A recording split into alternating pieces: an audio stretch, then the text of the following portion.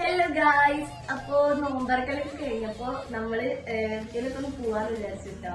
അപ്പോ നമുക്ക് കുറച്ച് കാറ്റൊക്കെയുള്ള സ്ഥലത്തേക്ക് പോവണേ.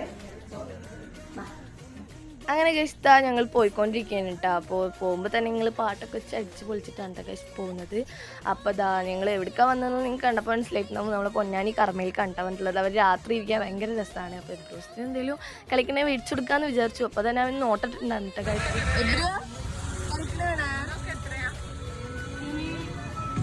കളിക്കണ വേണം അവനങ്ങനെ ഇട്ടിട്ട് ആകെ പ്രാന്താക്കിയിരുന്നു. അപ്പോൾ ചാവടിക്കാൻ വെച്ചിട്ട് വന്നു.